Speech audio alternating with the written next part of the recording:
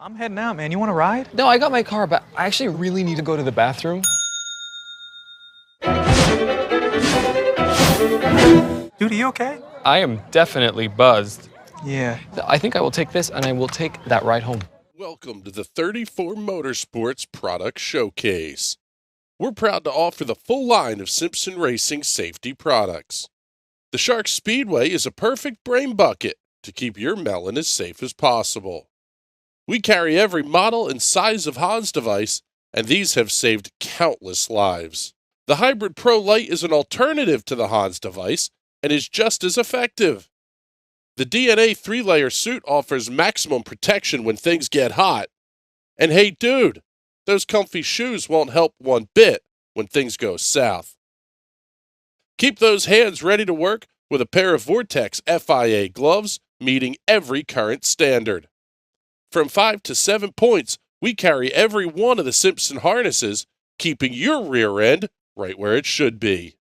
Keep all your gear clean and together with the helmet and FHR bag, and always be ready to hop in a race car. Visit 34motorsports.com and order today. Ever hear the one about the frog? Put a frog in a pot of boiling water and it'll jump right out. But put a frog in a pot of cool water and slowly heat it up, and that frog will boil. It's alive. But as a metaphor for us and all that we go through as veterans, real-world experience. it's a story that rings true. We make excuses for how we feel. We push everything down. We tell ourselves the lie that it's easier to stay in that boiling water, to disconnect. And some days, maybe, it is. But you've never been interested in easy. Reaching out is hard. Do it anyway. You're not alone. You've got this. You are not a frog. Find resources at va.gov/reach.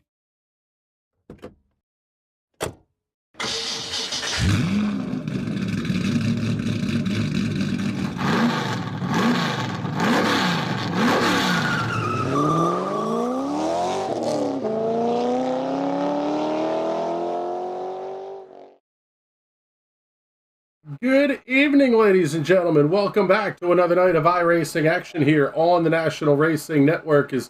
Tonight we're getting ready for the stars and cars of the Indy Pro 2000 Championship. My name is Chris Graham. It is a pleasure to have you hanging out with us. Practice already wrapped up, qualifying getting underway. I'm joined in the booth tonight, as always, by Mr. James Watson, special color commentator Kylo Ciacelli, who he said that his ego hasn't been medically cleared because of last week, so he's giving up his race seat to Ty Gibbs. Kylo, we'll come to you first. Mosport it's 2.5 miles, but it is blazingly fast.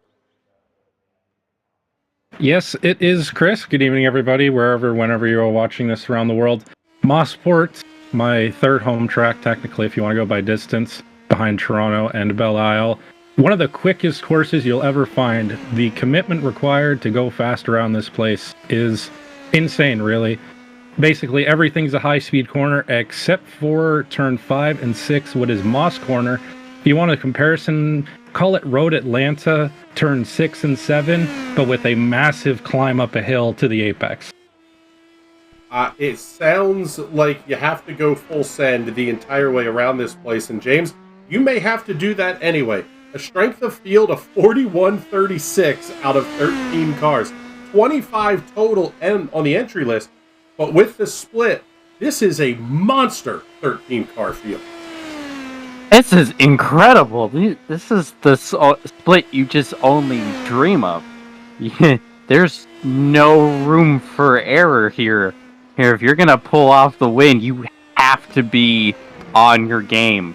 There's so many points on offer. This could make ranked championship. Well, it's funny that you bring up the championship as we're following along here with Graham Sanders as he is getting started on his hot lap here. I'm sorry, lap number 1 in the books for Graham Sanders at a 1:12.79. The points battle is going to start getting very, very interesting. Graham Sanders has only counted 5 weeks. Everybody else ahead of him has counted 8, and Sanders is sitting 4th in points. Everett Paddock is your current leader at 1,301 points. David Porcelli at 1,236. Nagisa Yoshikawa at 1,080. Graham Sanders is 4th at 984. Chris Preston 5th at 963. However, once we start factoring in drop week, we could see Graham Sanders really launch himself up the table. Yeah, but on the flip side, he kind of has to be perfect. He's got no backup plan. He's got no help. So if he has another bad race, it's going to make things a lot more difficult for him. David Porcelli now at the top of the charts at a 1 minute 12.614. Let's come to you here, Kylo, and ask you this question as Graham Sanders is going to wrap up lap number 2, and he will go quick time 1 minute 12.413 seconds. Oh man, Porcelli put in a quick one too at a 463. And Kylo, we'll come to you with this question. Is that mentally more challenging as a driver, knowing that you just have absolutely no place that you can possibly miss the rest of the season? Yeah, it's definitely difficult maintaining that focus and not really having a bad week as we jump on board with Chris Preston. And as he's finishing up his second lap right now. Yeah, the commitment these guys have to have, and knowing that guys like David and Chris both have drop weeks. Everett's pretty much the only one who you could say doesn't have a drop week out of the top 4 right now, I think. Yeah, just Graham Sanders, 5 weeks counted, and he's 4th in points. The guy's always winning when he is here, so we'll see if the same continues tonight. As Preston comes around the final corner to finish his lap, he could go towards the top here. We'll see what he does. And he's going to take pole position. 112.29 for Preston on the home track. Flying out there. I didn't want to overhype it. I was on board with them. It was a quick lap, and that's a flyer. Almost 2/10 clear of second place. Chris Preston making a statement there. This is absolutely mind-blowing. 2/10 quicker than Graham Sanders, David Porcelli, Nicholas Daly, Benjamin Kopke. Holy crap! That's the only way to say it. These are let me pull up the iRatings on these guys real quick here. 2/10 faster than Graham Sanders at a 76.34 iRating.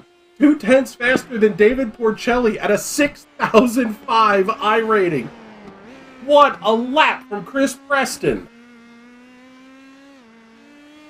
The teammate power there. I didn't want to overhype it. I knew it was going to be a quick lap. His first lap wasn't particularly good. It was a 12.9. He was down in 7th or 8th place with that. But, man, did he pull that out there. What a lap from Preston.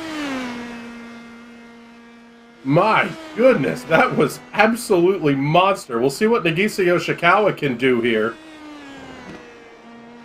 You talk about home track advantage there. Preston using it to full effect here for sure. Guy loves this place, and you can see why. He's quick around here for sure. Yeah, he just put his stuff on the table with that lap. Like, that's hard to deal with. And it's been like that all season with Chris. He's been fighting for wins. He's had a couple of bad luck races. Road Atlanta and Barcelona come to mind quickly. He does have a win, though, this year, so not unheard of for him to be up at the front. No, his turnaround this season from the last 2 seasons has been absolutely incredible to watch. I am shocked. I am literally sitting here gobsmacked at the abject insanity that was that lap from Chris Preston. Holy cow. Absolute monster of a lap from Preston.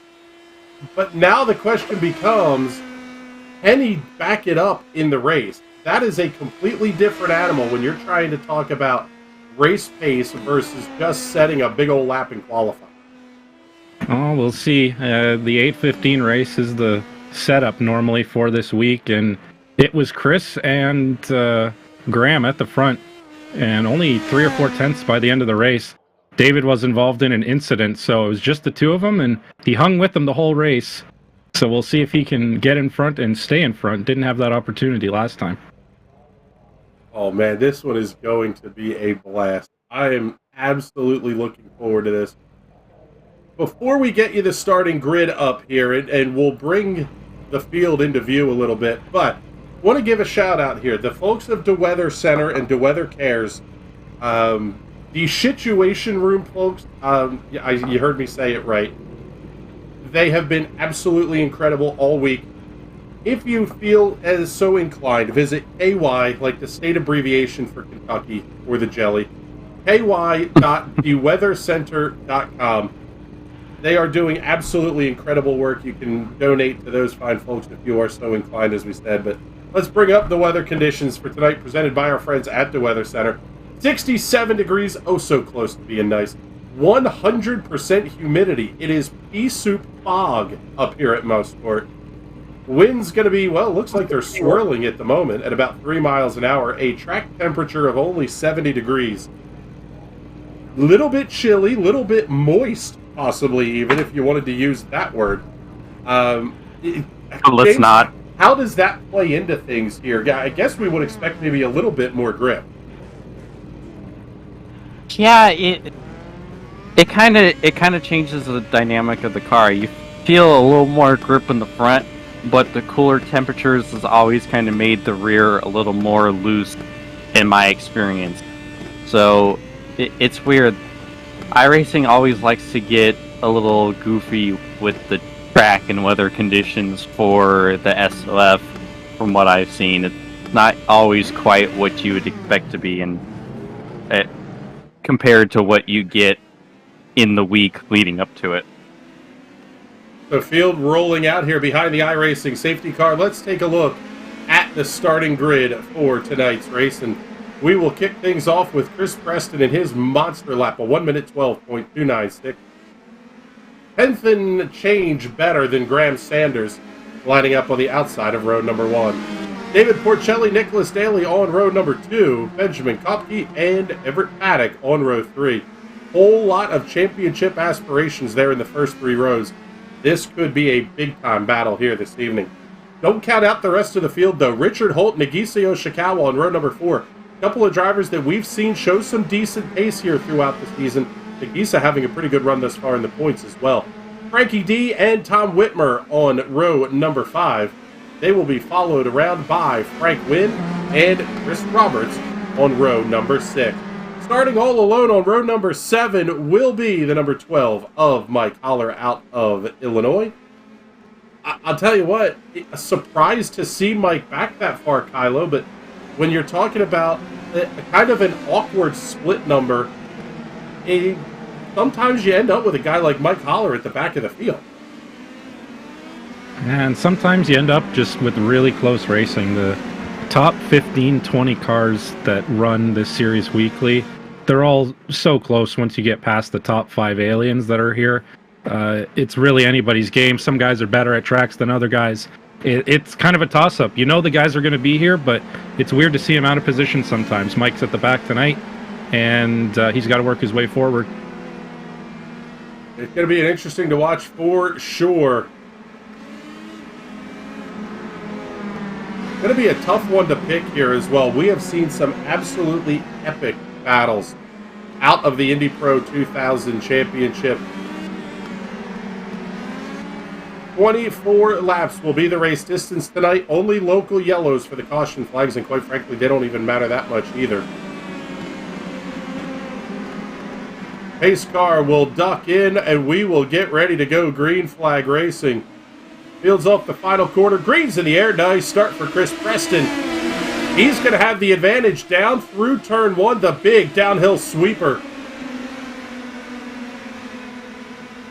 Top 3 getting settled in nicely. Going to be a decent battle here. A back about 5th place. Richard Holt, Nicholas Daly, Frankie D, all involved. And Nick Daly dropping a couple spots up at the start. At the front 3, as you would expect, breaking away. Preston ahead of Sanders, ahead of Porcelli. So we'll see what happens up front here. There are a couple of passing opportunities. One of them right now up into Moss Corner, up the hill, braking, then a blind apex to the right. Really want to cut it over and get that run down the Andretti straightaway here. Not a straightaway, a curving straight, but lots of pace here. And with the downforce these guys are running, the draft is going to be a big factor tonight for sure. That one really speaks to it, James, that it's almost odd that the draft can have this much of an effect at a place that you would ordinarily go, yeah, it's quick, but it's still a road course. It's still pretty twisty. It really, in this instance, it sort of doesn't matter. I love the comparison that Kylo made earlier. Kind of Road Atlanta-esque in how this place drives. Yeah, you're going to deal with the draft in some parts of it, but you're going to be on the edge trying not to die in the other three quarters of the track. So got a car wide in the background there. Looks like it might have been Everett Paddock. Looked like Benjamin Kopke also having a little bit of an off track here as well. And that is you're really a place that you can't make a mistake. I mean, we see just the little bit of battling that's going on back here, and the top three have already separated themselves by almost 2 seconds. Brands Hatch is another close comparison I'd call this track to. Very quick, as some court says. Back up front, it looks like Porcelli's going to have a look. Way almost 3 wide into turn 8 here. Preston's going to have the inside line. Sanders going to look around the outside, but back out of it. Backs up into Porcelli a little bit, but very difficult to go too wide around this final section. You can do it. You can make a pass, but you got to be stable and you got to trust the guys around you. Graham looking on the inside again, but Preston's going to have that line there. But we're going to be in for a good race here tonight, boys, for sure. These guys are racing up front. I'll tell you what, Graham. Go ahead. I'm just saying Graham is not messing around. He wants that league, and he wants it ASAP. Look at that. Yeah, and that's kind of speaks to what the comment I was going to make to you there is because of the way the draft plays into things, you almost have to telegraph the move a little bit. With so few true passing opportunities, you almost, as the lead car, you sort of know when the opportunity is likely to come. And basically the rest of the lap is just don't make a mistake. Pretty much, yeah, and it's really hard to not make a mistake around here. The first half of the track, it's so difficult, but you got all that elevation change, the undulations, the hairpin at Moss Corner, man. If you get that wrong, it's a bad Preston's day. trying to hold it around the outside. Going to have the inside for the final corner. They're still side by side, these two at the front. Now David wants a piece. Graham Sanders is going to have a better run. Preston's still looking to the inside, and Graham's just going to clear him. Graham Sanders is going to take the lead here as we enter lap number 4. Oh, that was ballsy. Big time drama towards the back of the pack. We talked about, slightly back of the leaders. We talked about Everett Paddock not having an issue thus far this season. Well, there you just had it. Big contact with Benjamin Kopke, and Paddock looks like he is junk as well. Both cars having to take the tow back into the pit area. Man, I'll tell you what, Chris Preston is not going away. No, he wants that lead back. And Graham had a big slide as they exited Moss Corner there. Preston's really close already. Porcelli, look at Racy. He's tucked in behind his Team Watson Racing teammate there. In fact, he's going to give him a little push. Down the Andretti straightaway they go. Preston's going to have the lead as they go into turn number 8. And around they go. Porcelli's going to hang it around the outside of Sanders. Sanders might lose 2 spots here. Oh, Porcelli just holds it. They're playing it close, and he backs out of it. Smart driving there from Porcelli. Preston's going to get a little bit of a lead, but I don't think he's going to hold it for long. To give you an idea, the insanity that's going on here at the front of the field, the rest of the pack is separated by at least a half second already. The big drama, as we mentioned, Benjamin Kopke and Everett Paddock both already in the pit area, and it looks like done for the night. Tom Whitmer also going out of the race on lap number 3. So we're down to 10 cars remaining, and the tightest battle on the racetrack right now is the fight for the lead. Yeah, that makes it like 2 drop weeks forever, because his New Hampshire race did not go well. So he's another one that's starting to get back to the wall as far as mulligans go. And we can't forget here that the season ends at the Nürburgring Nordschleife. That's you're talking about the ringers from that racetrack that come out as Porcelli again looks. Yeah. Excuse me, Sanders looks to the outside. That's not a guaranteed finish up front that week. Things could get really spicy late. Things could get really spicy right now. Preston really wants to try and hold that outside around turn number 9. You can do it, but it's very dangerous, and he ended up losing a little bit of time here, so he's going to have to get back in line and get back caught up to the back of Sanders. We'll see if Porcelli is going to have a look at Preston here. In fact, we'll take a look. We'll go on board here. First, Chris Preston trying to chase down Graham Sanders, but the bigger one, David Porcelli, right behind him as well. This sort of it's a spot here, James, where you don't want to make the move too early. You kind of just have to stay close if you're Chris Preston. Pretty much, yeah. As we've seen, you make the pass with the lead, and lap later you're getting passed again. So we're probably going to see what we usually see in this situations week after week, and just the top 3 are just follow behind each other till a few laps to go. Then it falls to the wall time. Porcelli dipping a wheel off there at the exit of the final corner. That is one of my favorite corners, by the way. Turn 1 at Mosport. That's gutsy. Down the hill, practically full throttle, depending on the car. It separates the men from the boys, if you want to use an antiquated way of saying it. That's basically Mosport.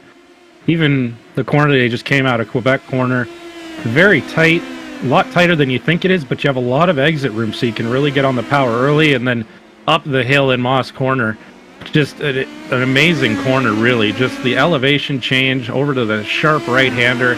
Really, really good one, but really easy to mess it up and throw the rear end around in front of you if you're a little bit too quick on the entry there, so got to always keep it careful.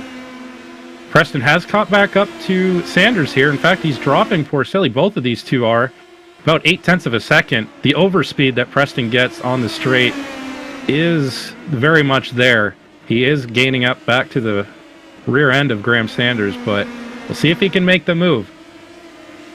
Is gearing a consideration or a concern here about possibly topping out the gear when you're in chase mode? Not exactly. The amount of downforce you run kind of hampers the top speed that the car can do by itself. You're almost barely getting out of 5th gear on this track, especially because of the way that the Andretti straightaway is. It isn't straight, and it's uphill most of the time as you head up there. So you don't actually gain a huge amount of top speed until you are in that draft. So you should have lots of limiter before you get to the end of the straight. It's just a matter of being close enough to use that. Yeah, you really don't come up with the topping out issue anywhere besides the old garbage layout of Indy Road that we had to deal with last season. We'll slide back a little bit here and pick up the closest fight on the racetrack. Well, we say that, and Graham Sanders is now going to have to contend with Chris Preston again. But another good battle. Frankie D, Nagisio Shikawa, Frank Wynn, all pretty much nose to tail.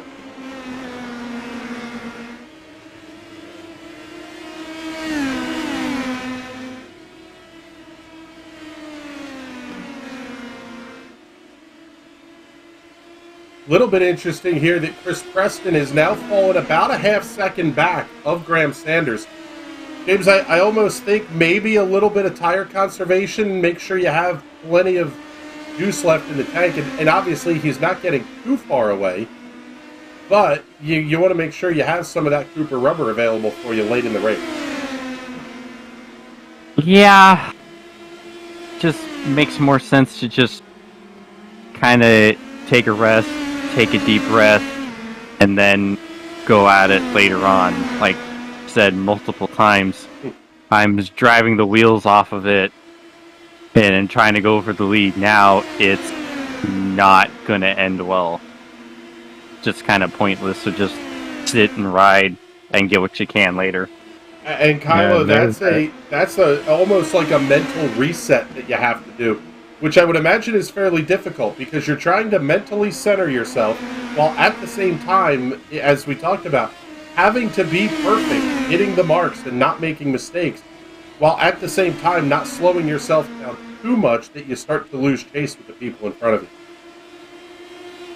Yeah, the concentration is a huge part of this, especially when you're battling for the leads of these races with the guys that we have in here, the records and the CVs that some of these guys have, not just in iRacing, but David, obviously a real-life driver as well, and is really quick there. So just being prepared and almost getting those mental checkpoints, hitting that quick save every 5 laps and gaining stock of where you are, gaining stock of where the tires are. They do drop off just a little bit, not too much, but enough that it's there and you have to be aware of it.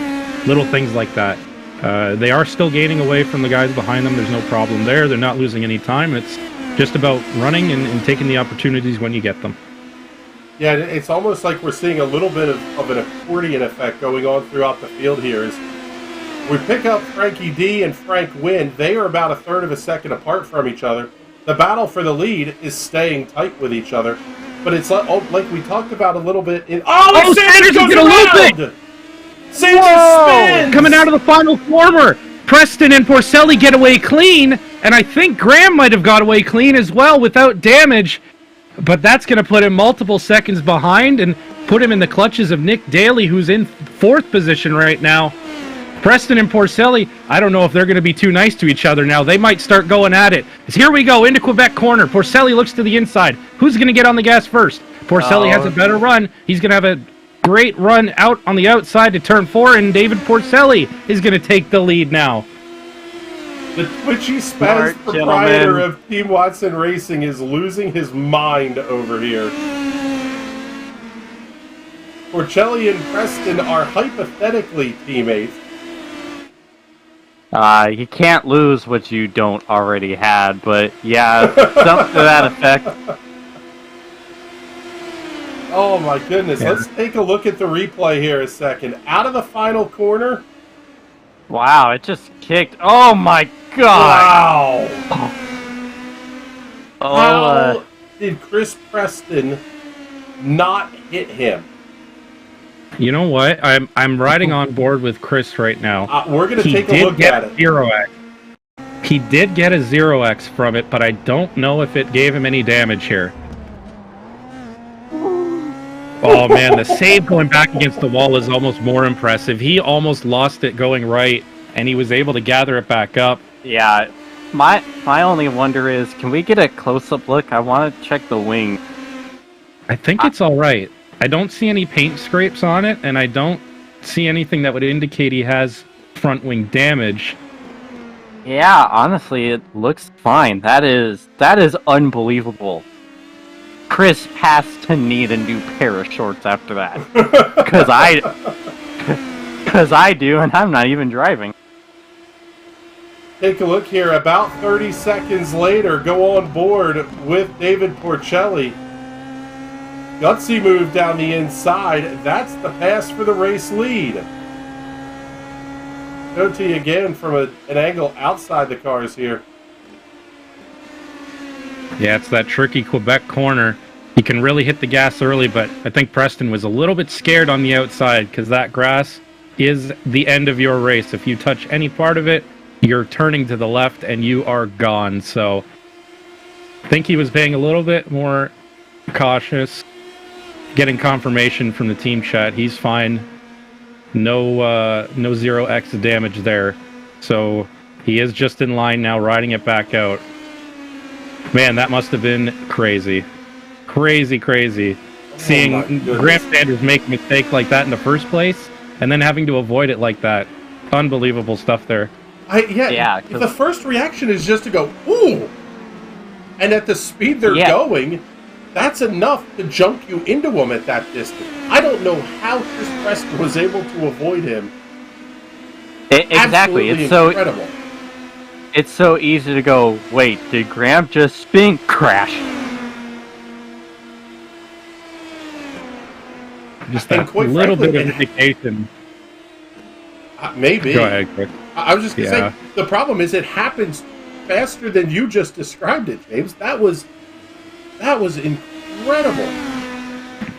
Yeah, that's where the instincts and muscle memory just come first.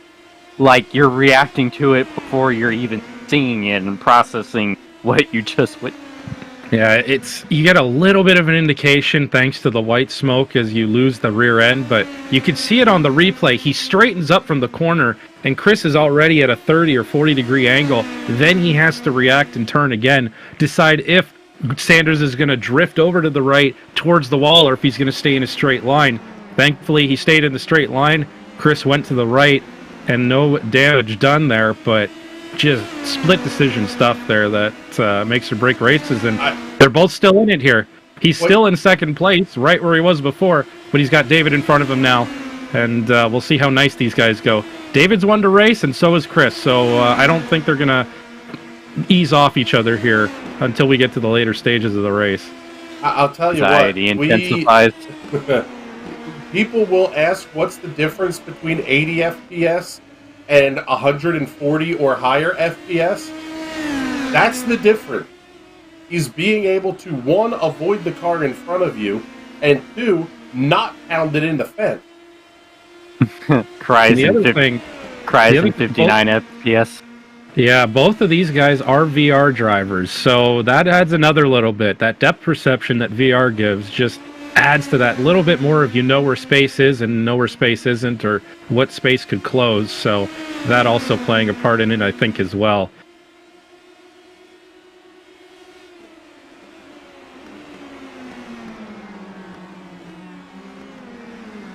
And we'll say this, as we're down to 10 laps to go, don't count out Graham Sanders yet. If these two get to racing, Sanders has already knocked 0.4 of a second off the gap that these two have at the front. If they start battling hot and heavy, you're talking about cutting out a half a second a lap, potentially. I think they're playing it easy right now. Preston did back off there and just ease off the throttle as he got towards the top end there. David's going to go a little bit wide and lose some momentum there. Shouldn't hold him up too much, but yeah, 3 seconds is slowly creeping down here. Yeah, a 1 minute 12.4 from Graham last lap, and a 1:12.8 for the guys up front. So almost half a second he cut out here. Lots of race left. Graham Sanders still very much in this race somehow.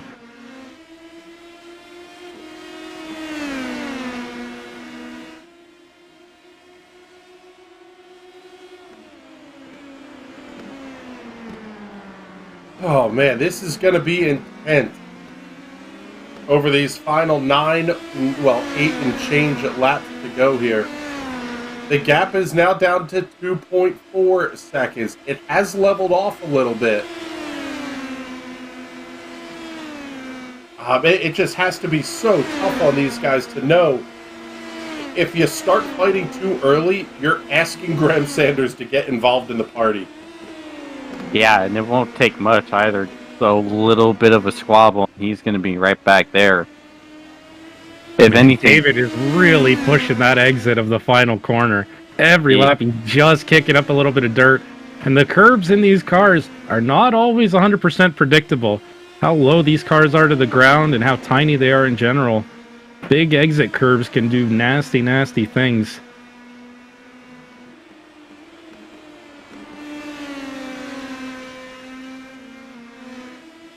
I'll tell you what, a little bit of a bobble there possibly for Chris Preston, either a bobble or a back off, because that gap is now up, it's only 0.3 of a second.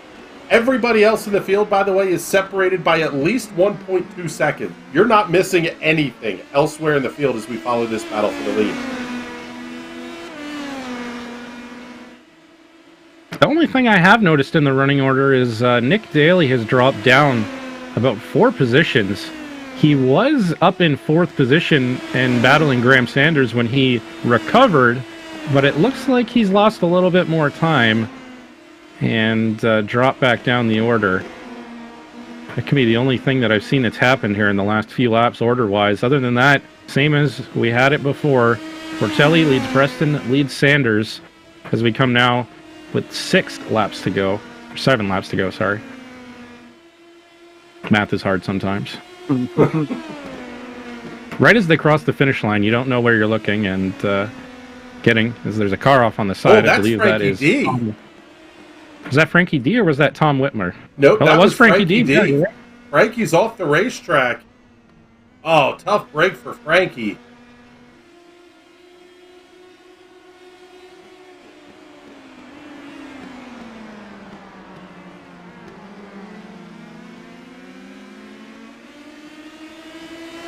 And I don't know, it's a couple laps later, and now that gap to Graham Sanders under 2 seconds, about 1.8, 1.9 seconds.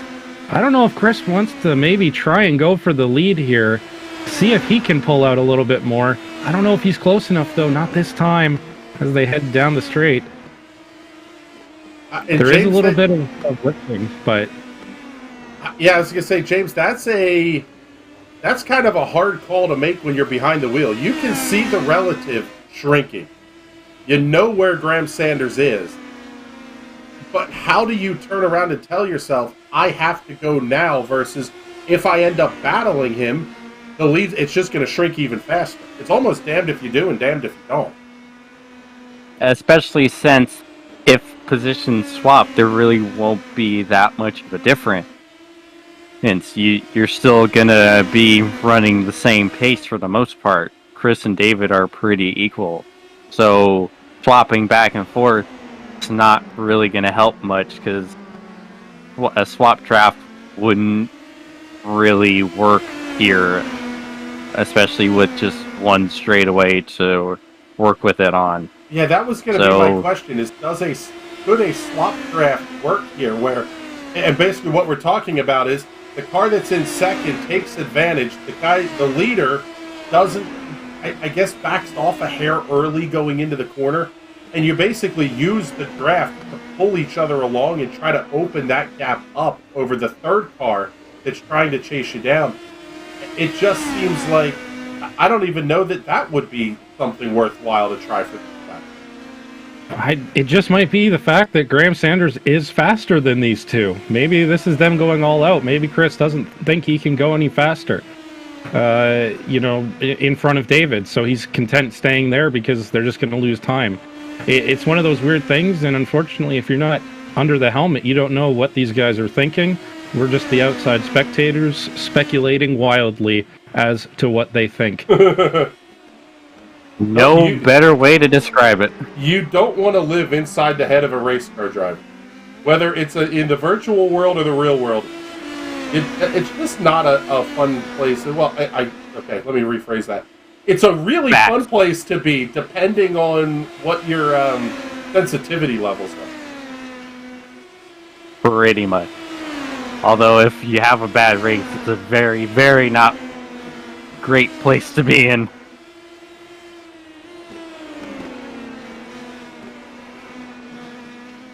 Four laps to go, this time by the line.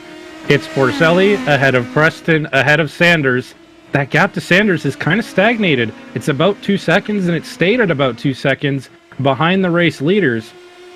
I don't think he would be getting too many effects of dirty air. The draft range is about a second, 0.9 of a second. That's when you can really start to get some sort of effect. Of course, Chris in front of Graham does have that from David, so it negates it a little bit more. We'll see if he can just gain a tenth or two in a corner and get that into that slipstream range. Yeah, at this point, down to 4 to go. I would have to think, if you're Chris Preston, it's getting very, very close to go time here. Obviously, Chris is not the kind of driver that will settle for a second and just say, hey, I'm good where I am. And here we go. Down the Andretti straight. Big move to the outside by Preston. It's going to be gutsy. Oh, they'll stay side by side. Porcelli's going to have the inside for the final corner of 12. Preston is going to give it up to him. They both get a little wiggle, but they're okay. They're on track. Didn't lose too much time, if any, to Graham behind them, so looks like that's going to be the place, if any, for them to make that move. They gain a tenth or two by the end of that straight, and if they keep fighting, they're going to lose it in the middle of the corners there. But that was the first attempt. He's got 3 more shots at it here, does Preston. He's lined him up. He sat behind him for about 10 laps now, so he knows where he's quicker. If he's quicker than David into a braking zone or into Moss Corner, there is the odd chance that you could send it up the inside there. Very risky move, though, as the elevation just really does not help you control that car at all. Well, they say 8 tires are better than 4. I guess we'll find out if that's the path that Chris Preston is going to choose here, because the gap is down to 1.4 seconds. It is closing to Graham Sanders in third. Not close enough this time, so he is going to back out of it. Team affiliations, of course. David, Team Watson Racing in front. Chris, Limo Boys with Team Watson behind, so good relationship these guys have. They drive a lot together driving this car, and they know how each other race, so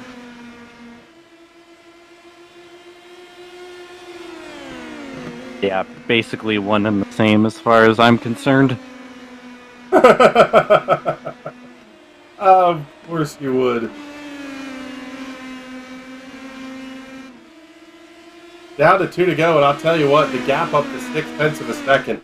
David Porcelli might be turning on the jets here just a little bit as we get to the end of this thing.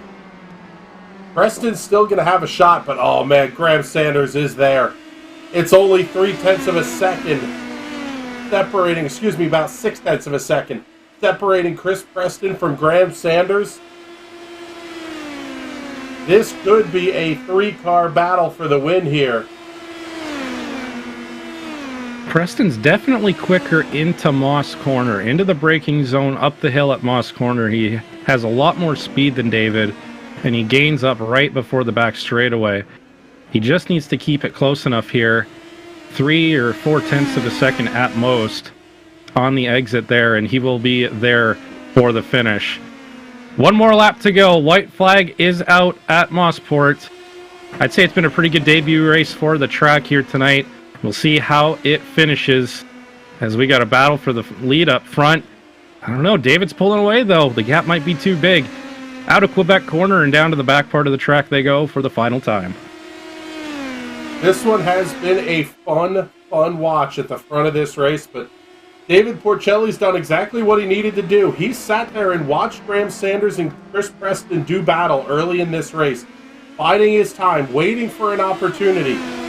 Seized it when Graham Sanders spun off the final corner, and now in the final lap, opening up a half second, call it 0.6 of a second, as they make their way down the Andretti straight for the final time. About the last real good opportunity here coming up for Chris Preston. He's going to try to close in, but it may be too little, too late. Off the final corner, checkered flag goes in the air, and it will be David Porcelli getting the win at Mosport.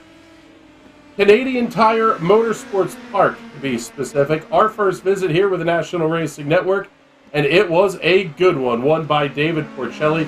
Chris Preston going to come home second. Graham Sanders will round out the podium. I don't know how. He spun, should have been T-boned, and probably should have been passed. But Graham Sanders, with a fantastic recovery drive, brings it home third.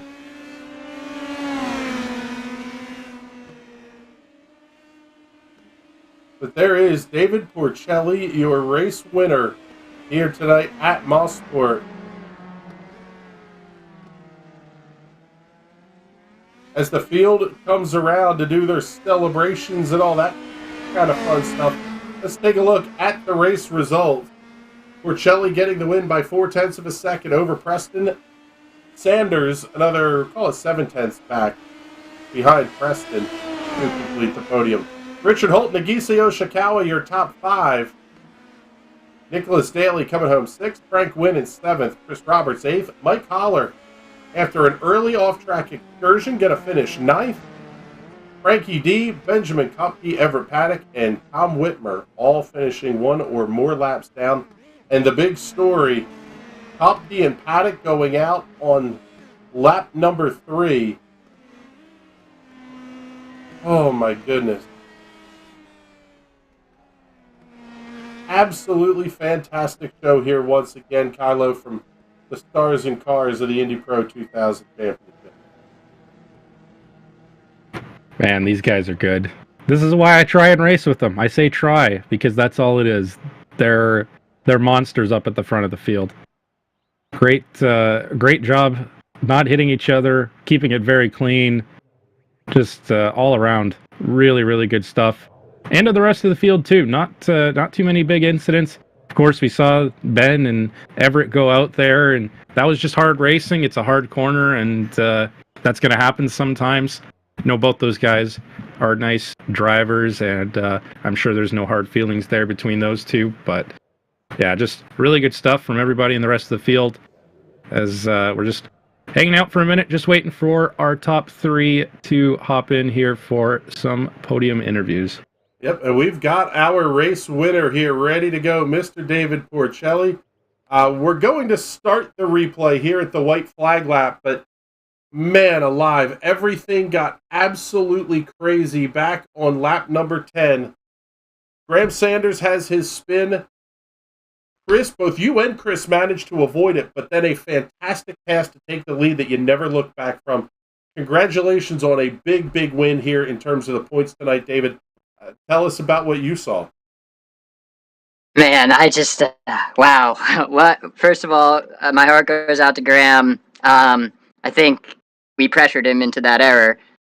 It was a really, really exciting race to see that the three of us were equal in pace, and I was just doing everything I could to get a TWR car on the front step of the podium. So there at turn 10, once I saw Graham loop it, I knew I would be able to get around safely as long as there was no like major contact between Chris and Graham. And once I saw that Chris had managed to get around him, I was sort of thinking Chris might have front wing damage. So I didn't want to dilly-dally or wait to figure that out. I knew he was a little bit late on entry heading into that right-hander. What is that, turn 4 or something? Turn 5? Turn 3, thank you. So I just sent it up the inside there, and I knew I had the entry speed to get a good presence before the apex. And then it was just a matter of hitting my marks and bringing it home. And yeah, I finally held on to all my juggling balls this time. I'll tell you what, this is potentially a very big night in the points for you as well.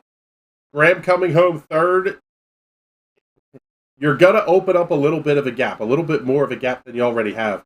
But knowing that Graham is basically out of mulligans, that has to be a big confidence builder here as we get a little bit later in the season. Everett using a drop week this week. You pick up a win in a 4,000 split race. This really could be almost a defining moment come championship time.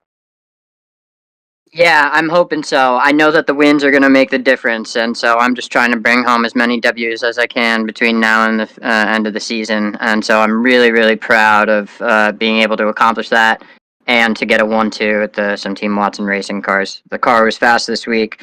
Building the sets is really helping me. I'm looking forward to the fight heading into the finale for this championship. All right, bud. Well, congratulations once again on a fantastic victory here tonight. And before we let you go, get all those sponsor plugs and thank yous in. Yeah, shout out to Satellite Racing, Team Watson Racing, Racecraft 1 Indianapolis. Hi to the family. Mom and Dad are back home from Europe. So I won for you. And yeah, that's it. Thanks for an awesome broadcast every week. And I will see you in the interview booth next week. I promise. I love it. I love the confidence out of David Porcelli there. And by the way, sorry, bud, but party time's over if Mom and Dad are back home. Let's bring in our runner-up finisher here tonight. We are going to go with the onboard here. of, quite frankly, an absolutely wild incident. Graham Sanders spinning off of turn 10. Chris Preston, you drove a heck of a race, first and foremost. How did you not drill Graham Sanders when he spun in front of you? So about right there is when I noticed he wasn't saving that. So I was on his gearbox the entire warm-up race at 8:15, and I had seen him do that about 24 times in that race, but he kept it straight every time. But I knew he was susceptible to looping it there, and as soon as I saw that slip angle, I thought, well, he's good, but he's not that good. He's not saving it. So I don't know, honestly, how I didn't hit him. But talking about good, Chris, let's talk about that pole lap for a second, buddy. A 112.24 with no toe. Just talk us through that. How did lap 2 feel out of qualifying? Lap 2 is where it just all came together.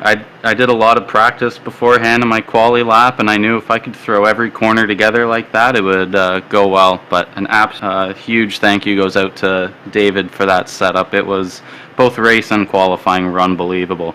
He'd actually messaged me 5 minutes before the race started, and he said, hey, pro tip, lift up the corner of each car by just one tick. Works well. So I messaged him afterwards and asked him what cheat code he found for that one, because I had no business being a tenth and a half faster than anybody. It was a wild race, and I'm going to kind of go the same direction we went with David here. This is big from a points perspective for you. Entering the night 5th in points, Graham finishing behind you, Nagisa having an okay night, coming home 5th, but Everett going out early. Man, this could be big when we start looking at things later in the season.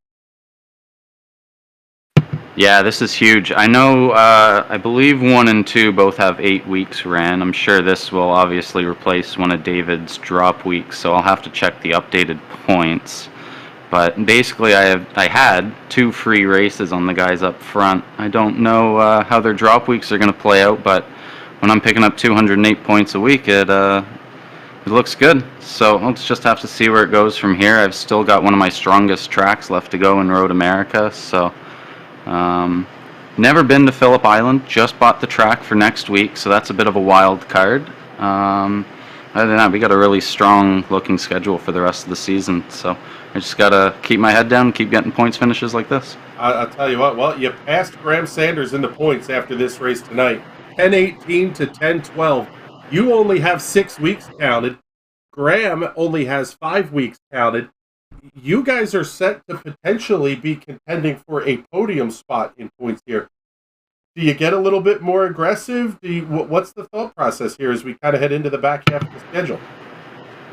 Honestly, the thought process for me just kind of, got to be realistic and know my place. I got to just keep it clean. I threw away a result at Road Atlanta already this season trying to get the win. I could have tucked it on in 3rd place and had a better points finish that week. So, that's kind of my thought process this whole race is David and I, we're about equally quick. Graham chasing us. Let's just go get those points and not run over each other.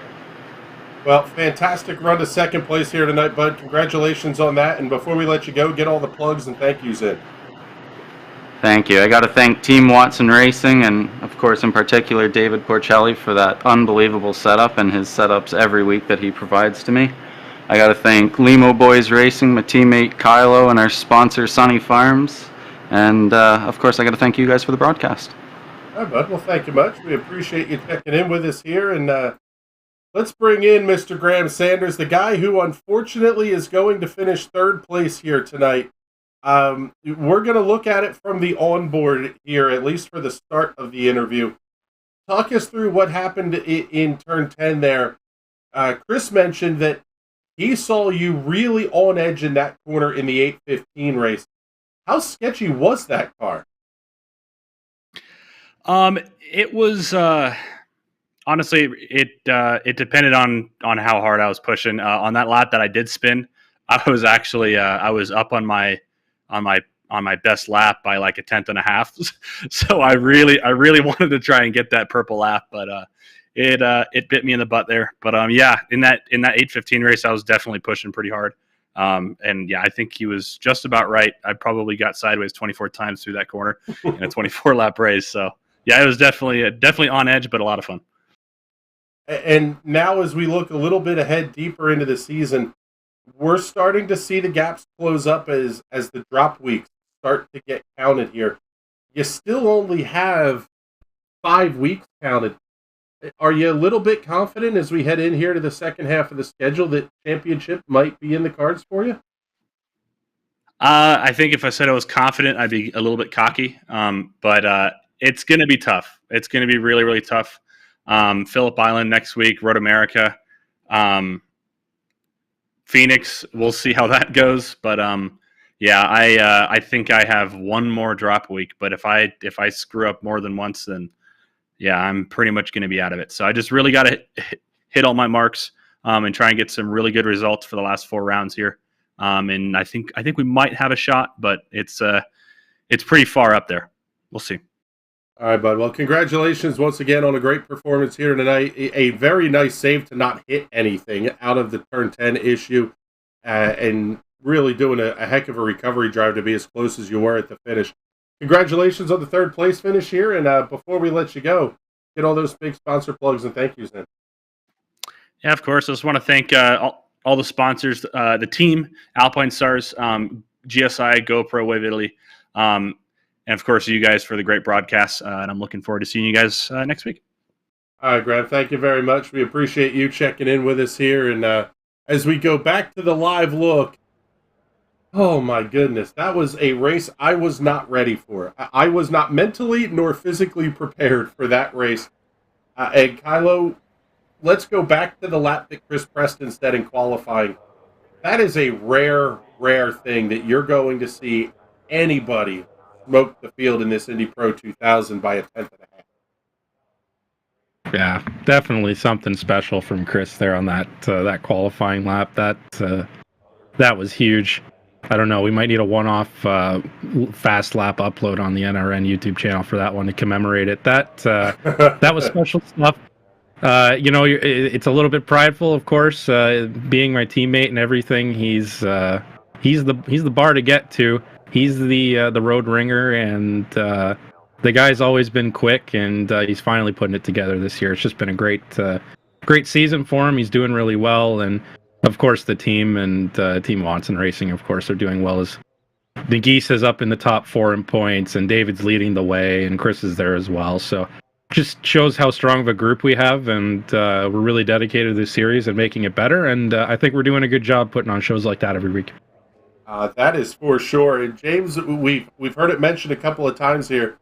We're going back to Phillip Island next week. I absolutely love Phillip Island. And then we get Road America. Oh, and then, by the way, we're going to go to Phoenix for the final oval of this season before we finish up at the Nürburgring.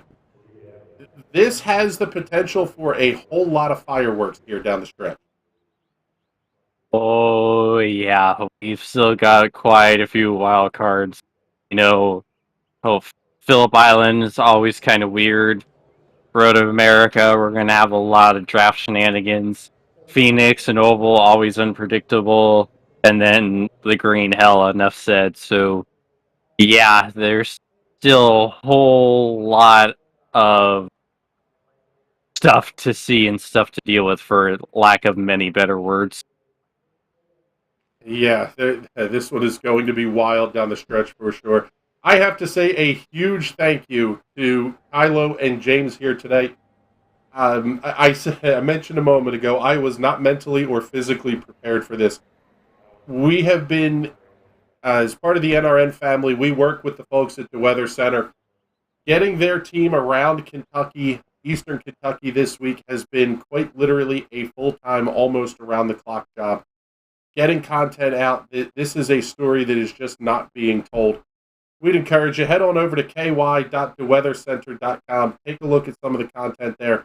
If you feel so inclined, make a donation. Venmo at DEWeather. Those people need so much help. And hopefully we can put something together here for NRN as well to help them find folks out. But with that, we are getting out of here. You will not hear me on the broadcast next week. it could be the dumpster fire extraordinaire. James Watson will be in the booth alongside Patrick Byrne and Jason Owens.